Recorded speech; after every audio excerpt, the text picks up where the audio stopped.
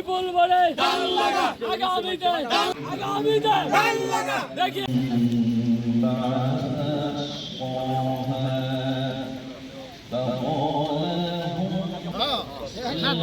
মুসলমানদের দেশ মাওলা, এই দেশ তুমি খাস রহমত নাযিল করো মাওলা।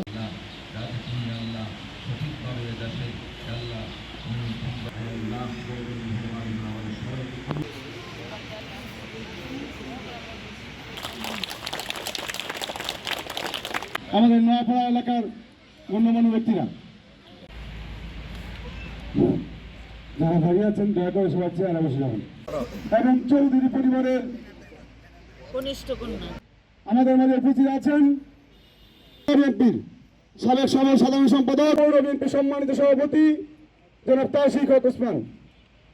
আমাদের মাঝে উপস্থিত আছেন সাবেক সভাপতি সাতজন ব্যক্তি জনাব আনিসুজ্জামান ফুকন ভাই, আত্মীয় চৌধুরী পরিবারের ভাগিনা জনাব। প্রিয় এলাকাবাসী, সংগ্রামী সাথী ও বন্ধুগণ, আমরা লিফলেটটা সবাই একটু হাতে ধরবেন প্লিজ।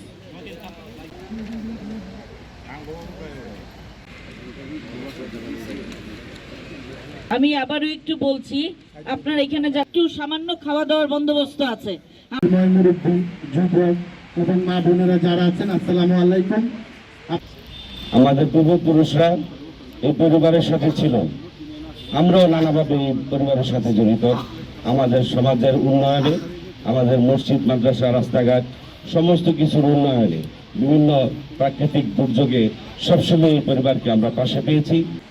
আজকে এখানে আমার খালা জনাব ডায়মন্ড চৌধুরী এখানে এসে উপস্থিত হয়েছেন। দানের শীষের কান্ডারি, যার হাতে দেশনায়ক তারেক রহমান দানের শীষ প্রতীক দিয়ে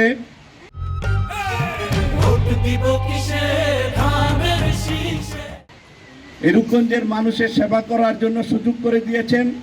গোলাম ফারুক ফুকন মামা যে আছেন, আপনারা সবাই জানেন উনি বিএনপির থেকে আপনার একজন দীপু ভাইয়ের সাথে সাথে উনি অনেক কর্মরত, এখানে অনেক ভালো ভালো কাজ করেছেন। আজকে আমি এখানে এসেছি মুস্তাফিজুর রহমান দীপু ভুইয়া সাহেবের গণসংযোগ এইটুকু বোঝাতে যে আমরা চৌধুরী বাড়িও ওনার সাথে আছি। আপনারা কি আমাদের সাথে আছেন? আপনারা কি কথা দিলেন ধানের শীষে ভোট দিবেন? তাহলে দীপু ভাই আসবে, খোকন মামা আসবে, চৌধুরী বাড়ি আবার জেগে উঠবে, এই নোয়াপাড়া আবার একটা আদর্শ গ্রাম হবে। আপনারা সেই কথা দিলেন? তাহলে সবাই ধানের শীষে ভোট দিবেন। মেহেরবানি করে আল্লাহ এই চৌধুরী বংশের তাদের বংশের আরো যত মানুষ ইন্তেকাল করেছে